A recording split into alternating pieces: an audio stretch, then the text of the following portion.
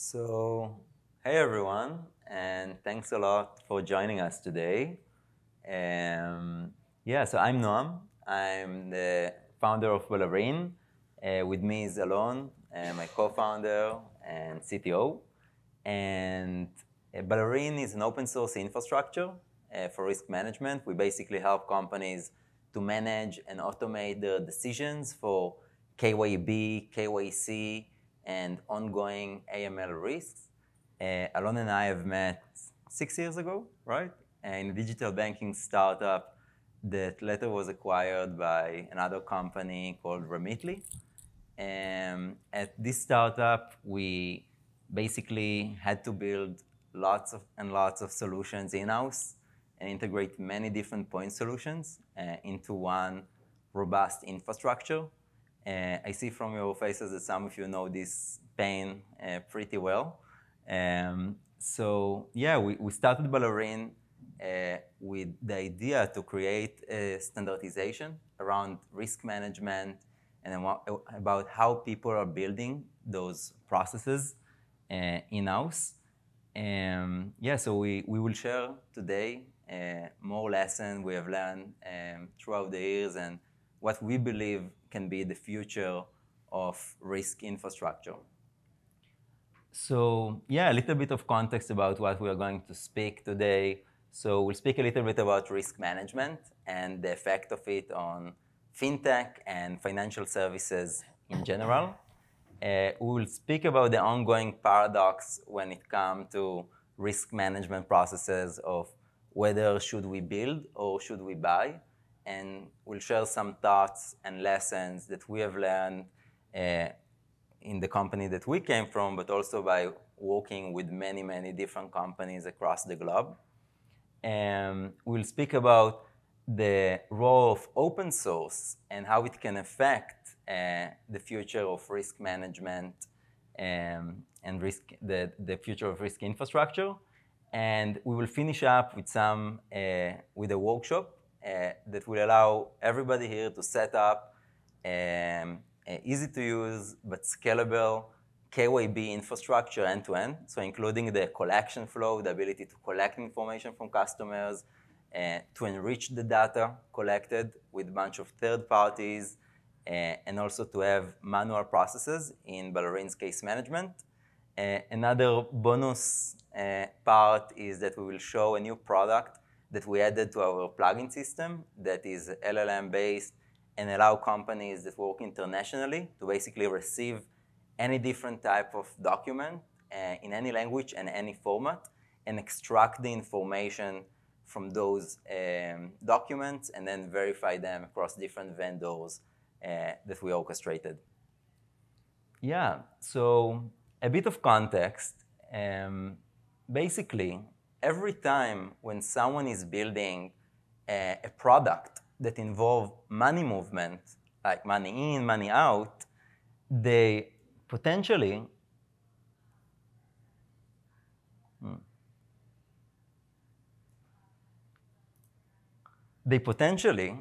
also build a machine that can be used for money laundering, fraud, or terror financing. Whoa. Alon, we need to work on our setup here.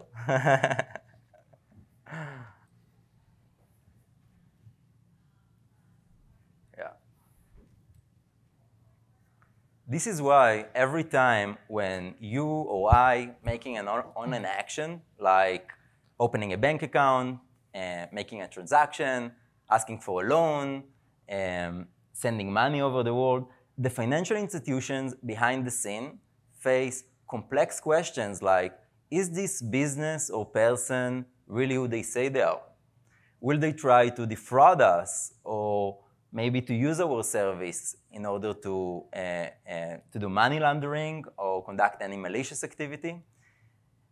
In the past, those questions were pretty simple to answer because people just went to the bank. The person in the bank usually knew them already, maybe knew their families.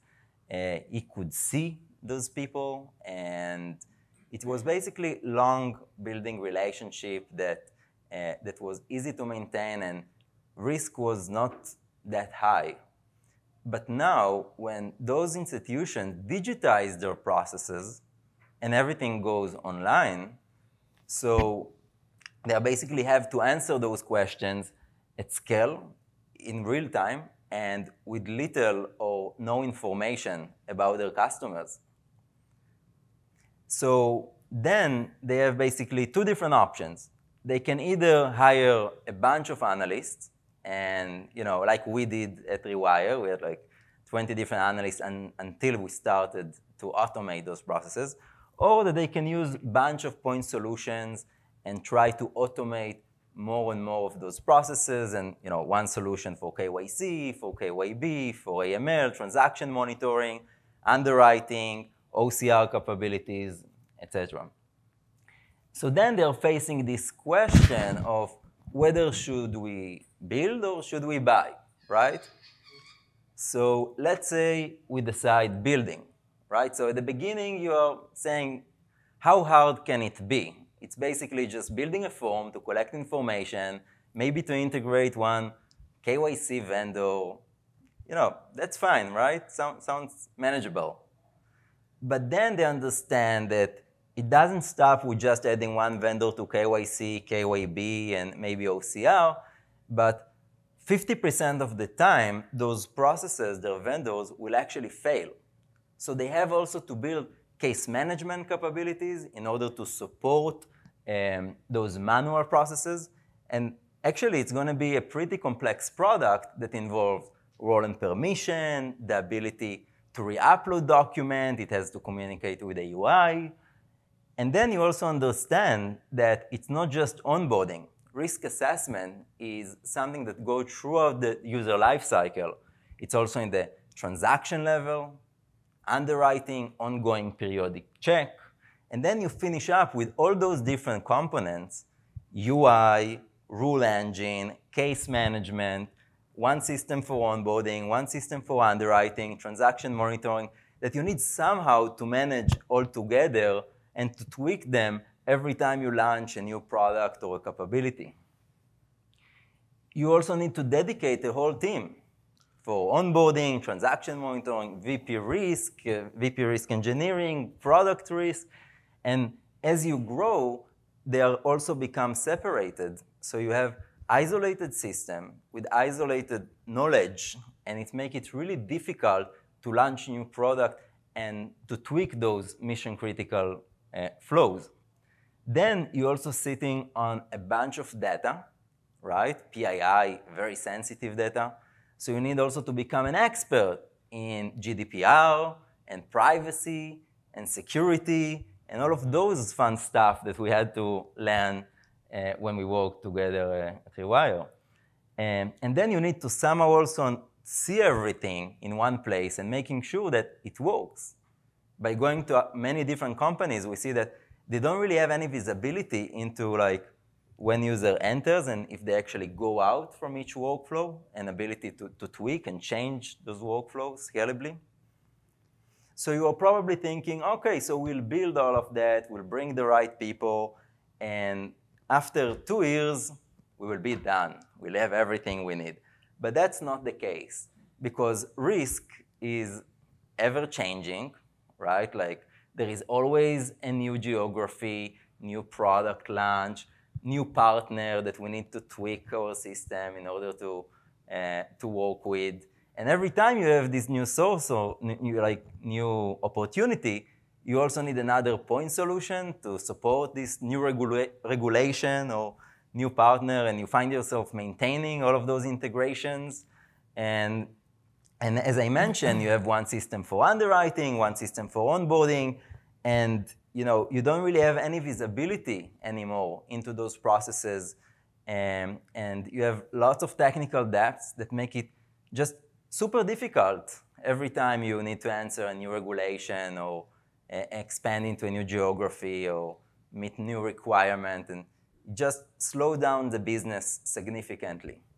So if it's so difficult, right, to build it in-house and requires so much domain expertise, so much knowledge, maybe we should just buy a solution, right? Something that already come up with all the best practices. We'll have someone that we can speak with, ask questions. So let's say that we decided to buy, and we are fine with having a product that answers 70% of our needs because there is no one size fits all when it comes to risk management, right? Like every company has a different type of risk and risk appetite. But let's say we are fine with a solution that answers 70% of our needs. But now we basically locked in to this solution, which we deeply integrated with, and it's very difficult to replace. And what happens if, for example, we need to respond to a new regulation change, a new line of business that we are launching, maybe a new partner requirement? Like those are like urgent cases that make drama around all the company. And now we are locked in with a third party that we basically dependent on their roadmap, right? What happens if we need to add a new source? Or maybe we want to own direct relationships with certain vendors instead of having the orchestration platform in the middle, right? It happens. I don't know if you want to have direct relationships. Or maybe we already have some internal systems or Risco, or we want to run our own machine learning models on the data. So now we also need to understand how we can enter within the workflow of the third party, have the data we need in order to make smarter decisions that are specific to our business. And in general, the standard we have for every other mission-critical flow, right? We want to have visibility. We want to have version control, CI/CD. We want to be able to see the logs, to monitor it. And all those functionalities are just usually not available with classic SaaS solutions. So basically, although it's way simpler, right, to use a third-party SaaS orchestration platform, one-stop shop for everything, most of the enterprises we know actually choose to build, right? So like PayPal, Brex, everyone, they're just building in-house and using those different orchestration platform or point solutions as data enrichment within their platforms. But they pay a significant price for it of hiring many people, investing a lot of attention, and develop this domain expertise in-house. So what we believe is the future of this industry is a developer-centric mindset for risk management that include modular building blocks that cover all the lessons learned from the first day, including like SDK, the collection flow, workflow engine, rule engine, policy building, all the components you need, right? But also in a vendor-agnostic format. So you basically can plug and play to work with many different vendors and data sources across the world. It will also be open, so you can extend it with code and plugins if you want, and tweak it to your own capabilities. So it will be highly configurable. You can choose, what to build and what to extend, and you can have a solution that that you can always customize to your needs, right? So for fintechs, what it means is that they can have way more flexibility when deciding what to build in-house, what to outsource, which vendors to work with in order to optimize their conversion rate, the cost, the global coverage. For banks, it means that they can upgrade their infrastructure piece by piece without rip and replace everything at once. They can run the software on-prem if they want. They can also add their own security measures and tweak it to their own standard of security and privacy.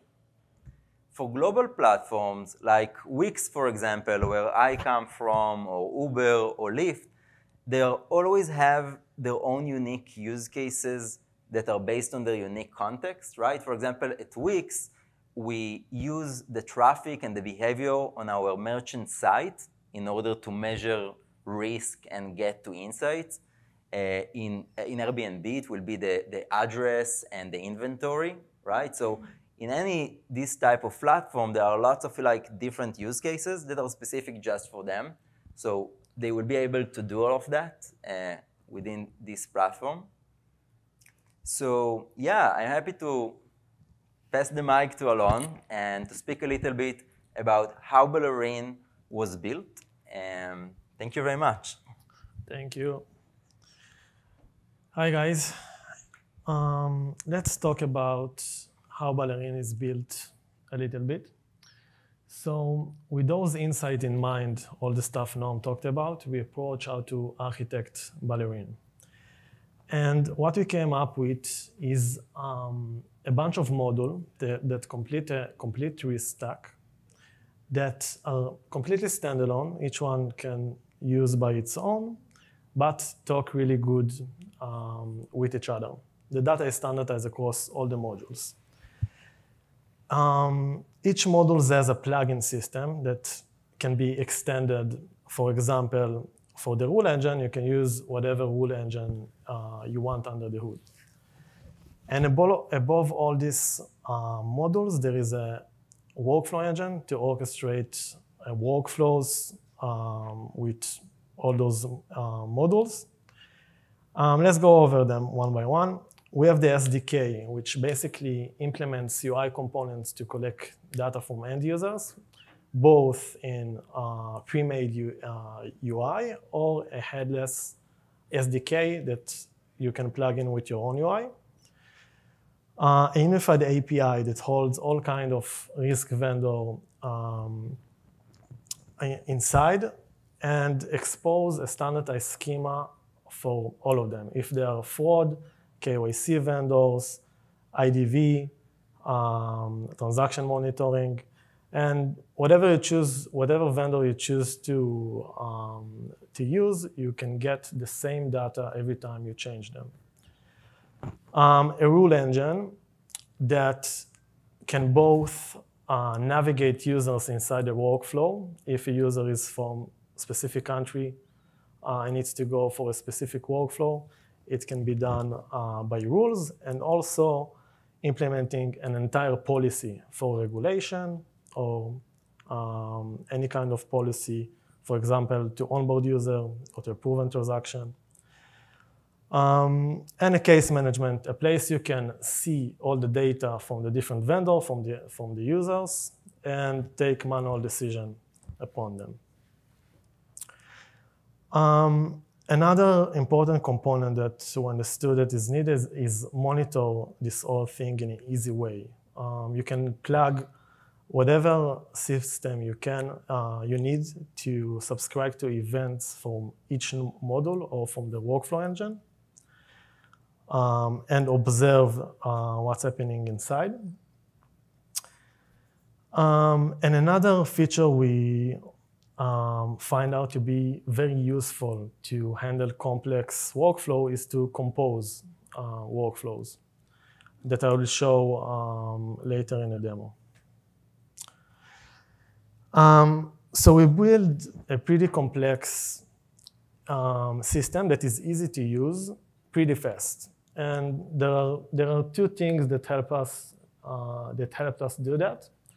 One is using other great open source projects. For example, XState to model the workflows in a structured way that can be easily visualized and observed. Temporal for workflow orchestration to run workflows workload reliably and in a scalable way. And other great projects, some of them are also here. The second thing I think that helped us a lot in Ballerine is use the same language across all of our stack. We use TypeScript for the front end, the back end, DevOps with Pulumi, even store procedure in the database with PLv8. It made us, the team really agile, going between project, doing end-to-end features without any dependency from other team members. Okay, so we'll see now how a KYB case is being implemented with Ballerine. I will show a demo. And afterwards, we'll see what happened behind the scenes of this demo.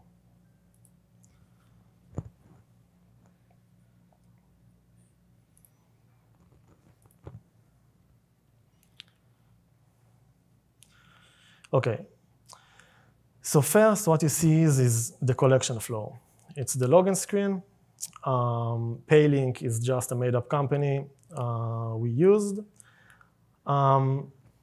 The whole thing, what you're going to see now, also in the front end, is a workflow that is being rendered with the SDK and can be controlled in the server side, which is pretty cool. You'll see it in the workshop as well.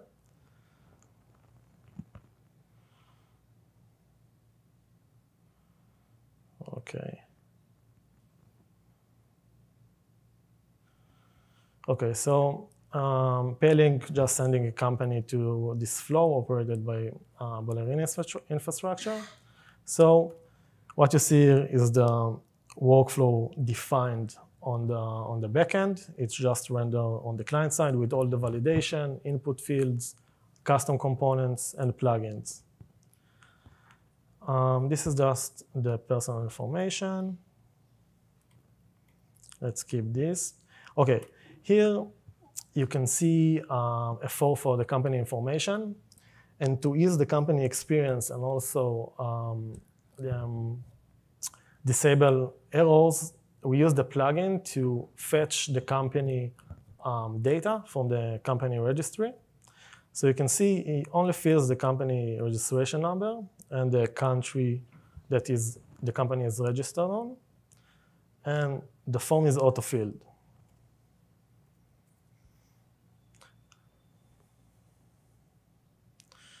Okay, so the other form is pretty trivial: company activity, annual volume, banking information.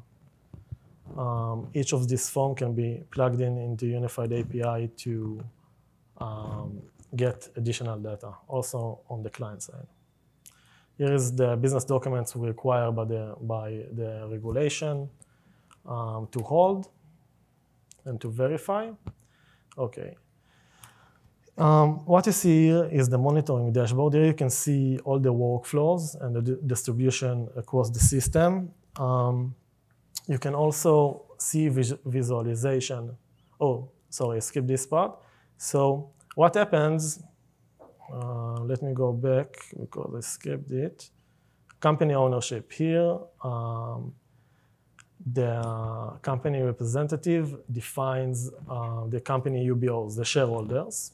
And each one of them will go through KYC.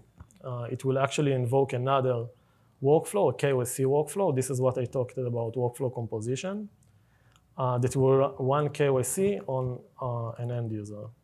So this is what you see here on the right. In this case, we chose Verif, but changing to Onfido, Jumio, any other vendor is like a configuration.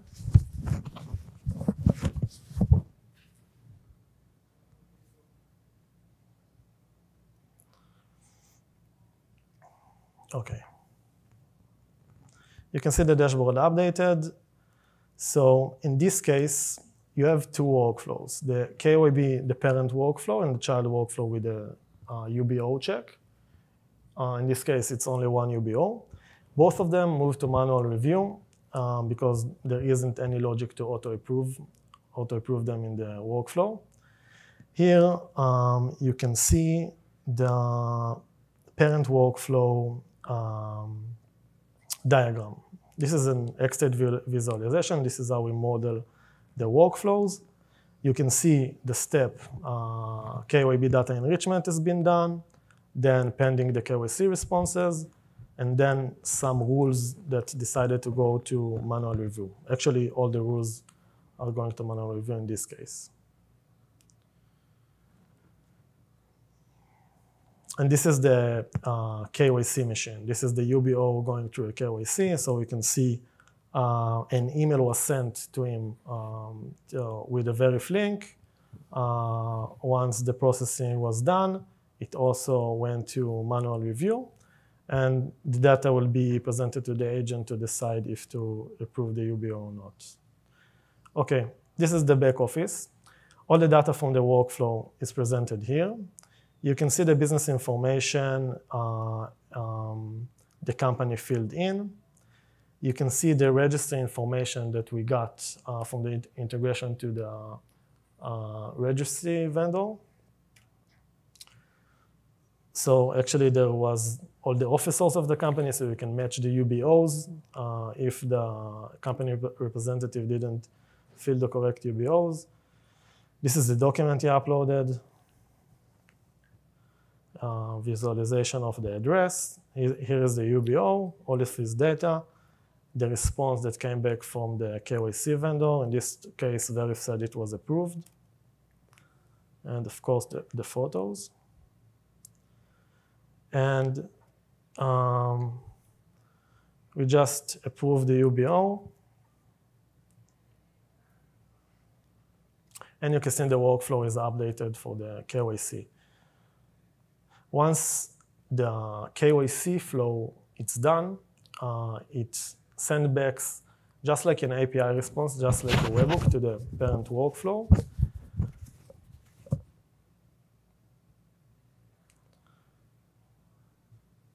And here is an example that some of the documents wasn't right, so we ask the user to re-upload them. So we do this for a couple of documents and then ask for re-upload.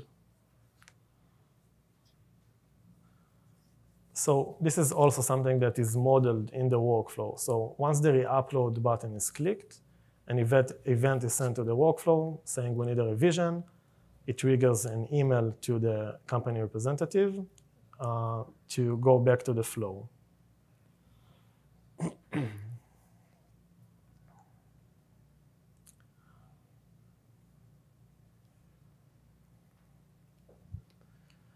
Yeah, now you can see it went back into the collection flow, and you can see one step is marked as need to be revisioned.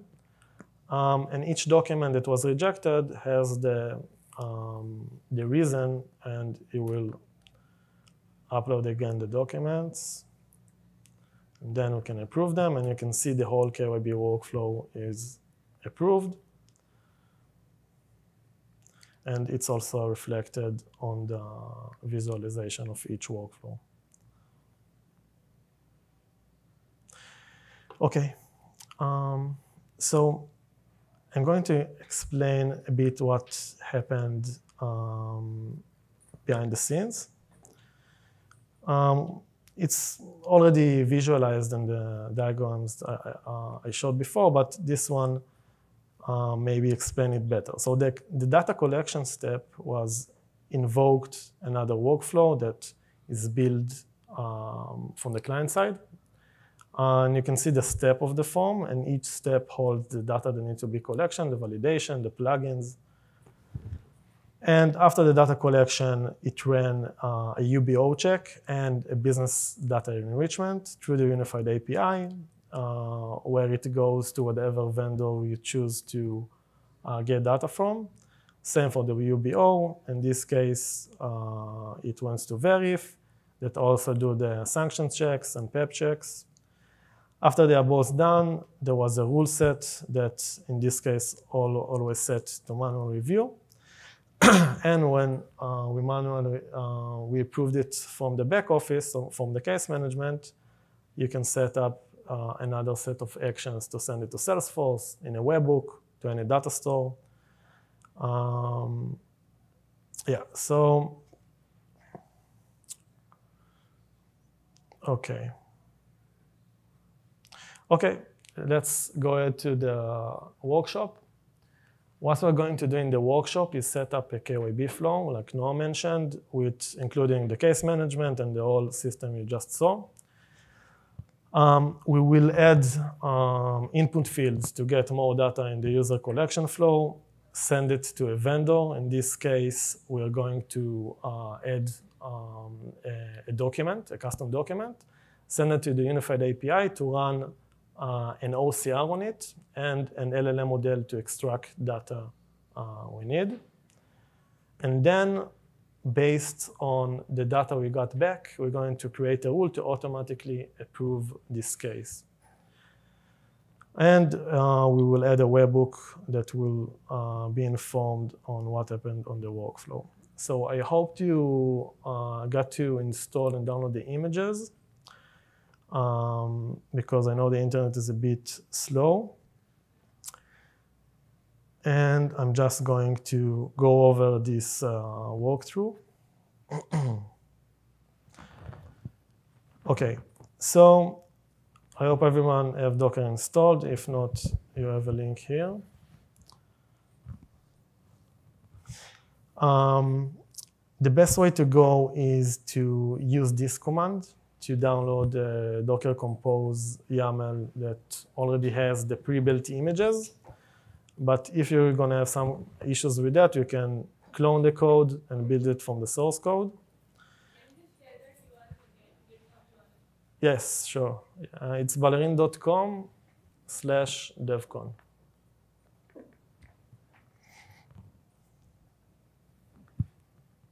Oh, make sure you are in this network. It should be better than the other. It's FTDC23, and the password is ATSHOTAF.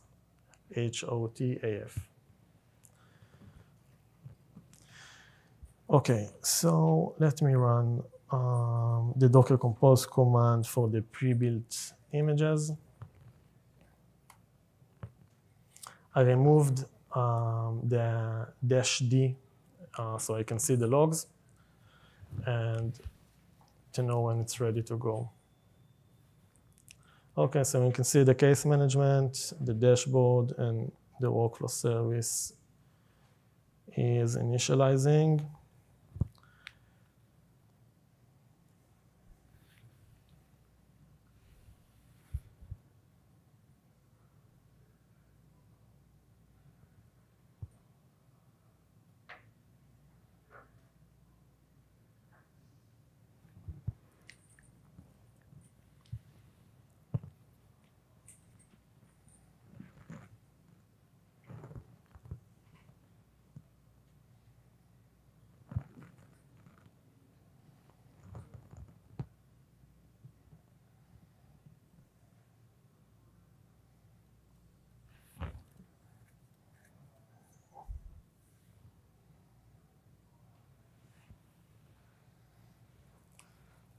I want you to see the logs that, the final logs, so you know when it's ready.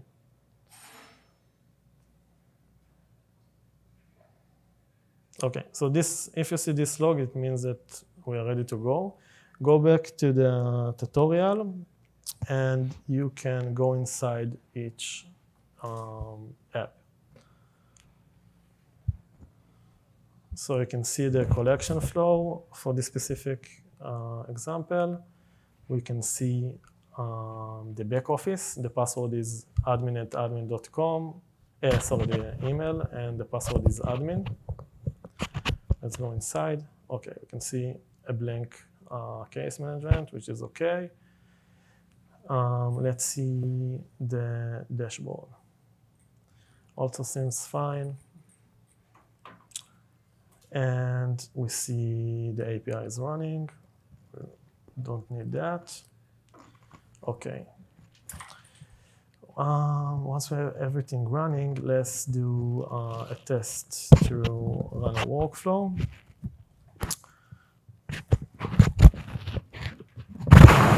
Just entering some email, and a workflow is started here. We can already see it in the back office. So in this case, it's a really simple workflow. The data collection is, when the data collection is done, it's moved to the manual review, which means the case management will pick it up. So let's fill this form real quick.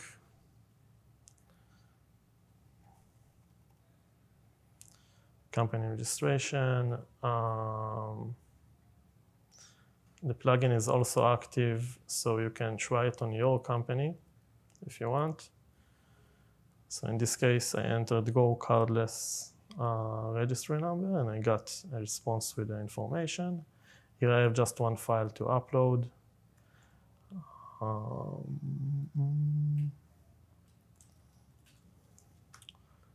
Okay. Git repo that you can use? Sorry? Oh, just for, you can, yeah, choose anything. Okay, so the flow is completed. Let's check. Here we see it moved to manual review.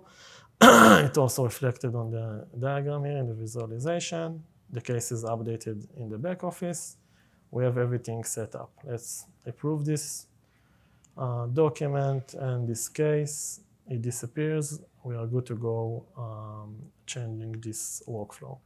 Okay, so the next steps, we'll download this Postman collection flow and import it into Postman, but you also have curl requests you can use. In my case, I will use the Postman. So download it. You can do it with a button here on GitHub. There's a download raw file button.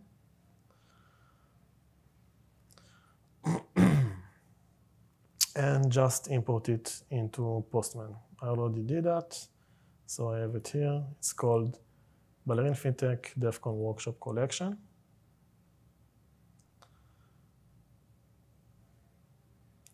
I'll give you a minute to do that.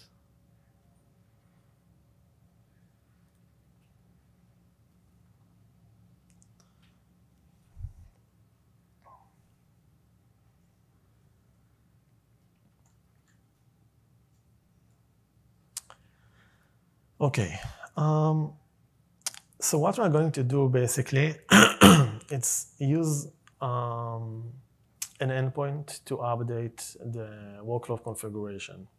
The first thing we're going to do is update the collection flow fields, add some fields we need to process from the user. Going back to Postman. So you already have the response, but you can change whatever you want here. In this case, I play with it a bit and added a document, which is needed for the to sending to the API, and just add to the company information form a website. What you see is, by the way, is just a JSON schema. It uses React JSON schema form to render. So I added a website. I can also change the UI of this input field. I had a placeholder here. And I added to business documents another input field for a document URL. And above, you see the mapping of the document. So each document you upload to the system, you can choose if it's just an HTTP link, it's an S3 link, it's an S3 object. Okay, we'll get back to this later. Let's just fire away this request and check if it worked in the collection flow. So we update that. Enter another email because you don't want the data of the old user. Okay.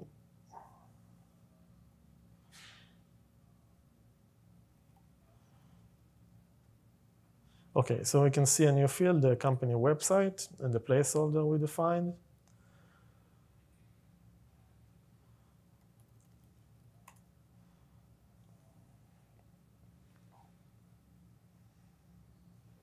And we can see the new field for the document URL.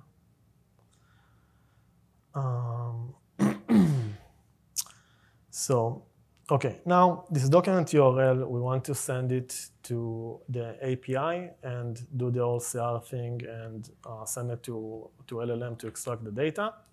So we're going to challenge it a bit. I found a great Chinese registry document, company business registry document.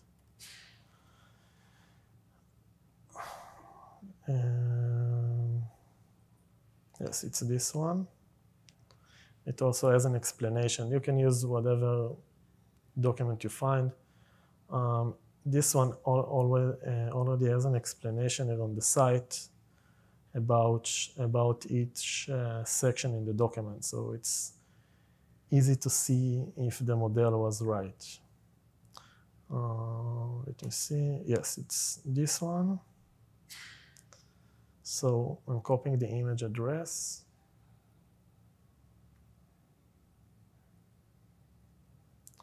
And we put it here on the document URL. Okay, let's just check we are good in the case management. Yes, we have the document. We can't really read it and do something with it, but we have it here. Okay, now let's remember how the workflow looks like. Just a data collection and a manual review. Let's edit it and add another step. So from the data collection, by the way, this is an XState syntax to model a state chart. So in the data collection, there is the start event. We don't want to move it straight to manual review. We want to move it to process document step. So we added this and added another step, which is process documents, and already got 2 events ready for the API call response. Both of them right now move the flow to manual review. Later, we'll extend this. So edit this part. Let's update. Let's see if the workflow is updated. OK, now I see the process documents and the API call responses. Great. OK, third step. This is the actual API plugin. So the workflow has extensions object where you can plug in all kinds of plugins. In this example, we named it LLM OCR extraction. It's an API plugin. We already have embedded the token for the unified API, so you don't have to worry about it. The state it's going to run on is process documents. We set up the success event and the error event. OK, the request, the data is going to be sent is basically data from the context of the workflow, which you can find here. This is the context, the data collected from the user. And you can use a bunch of transformers like JQ, JME, SPath that I'm using here to map the context data into the request you want to send. In this example, I'm choosing the custom document we just added to the form and structuring it in a way that complies with API schema. And the second field, which is interesting, it's a JSON schema that is passed to the LLM and basically ask the LLM to extract the data from the document in the schema we provided. So in this example, we want the address, and we also structured the address the way that we want. We want to extract the expiry date, the company name, and something that is called a unified social credit code, which I found in the explanation of the document. Social something, yeah. Yeah, so it's a big number that is some kind of credit code. We'll use it later to make a rule on it. And the response that is coming from the plugin is just copied to the context. Let's fire this one. OK. Now let's try it. I'm going to do the flow again.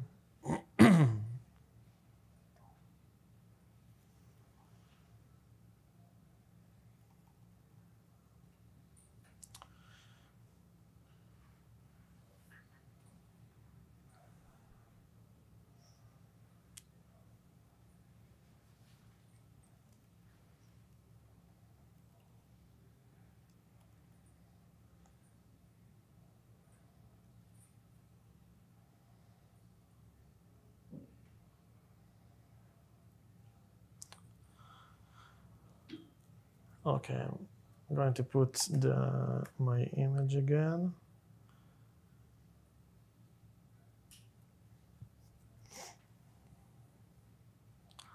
And let's see.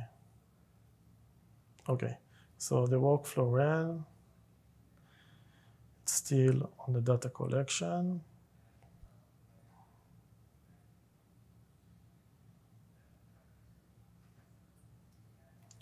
Okay, now it's done. We can see it went to manual review. So it passed the process documents. So we are good there. Okay, this is the new company. And this is the document. You can see it extracted the data, the expiry date, company name, even the address, this weird number. Yeah, no, you actually can see if you really take a close look, you can see the expiry here, which is 2038.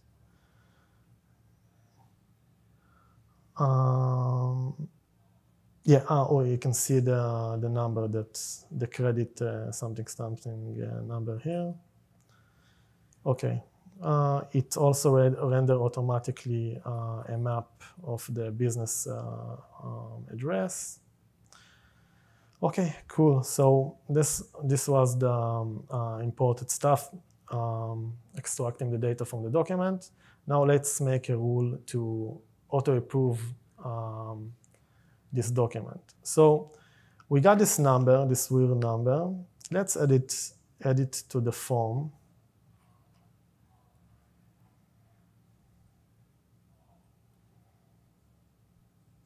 Yeah, let's call it credit code. It's just another field I added to the company information. Fire this away. Now let's go to the rule. Okay, so what's happening now? You saw before that I added a step for process documents, and it went to manual review automatically. So now I'm going to add a rule here on the API success call. I'm going to say, if the plugin response of unified social credit number that I mapped here in the plugin, this one, right? If it matches the credit code that I collected in the document, it's going to move to approved automatically. In this case, we're using JSON logic to make the rules, but you can use whatever other library you want. Okay, let's set this up. It's updated. And back to the collection flow. Now we'll have a new field. You know what? Let's also set up the webhook before I run the flow again. Yeah. Okay, so if you want to set it up, I'm just using a webhook site to get an address for a webhook. Yeah, so it's this address I use over here. What I'm saying is for the states that approved and rejected, I want to get data back about the workflow decision and all the data in the context. Updated the workflow. Let's continue filling up the form.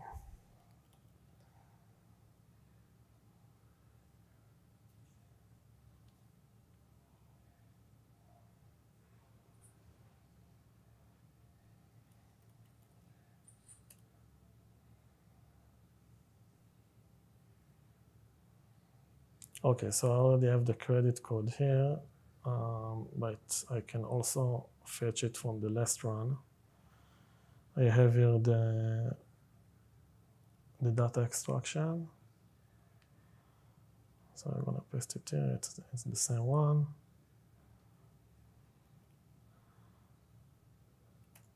Put the photo again.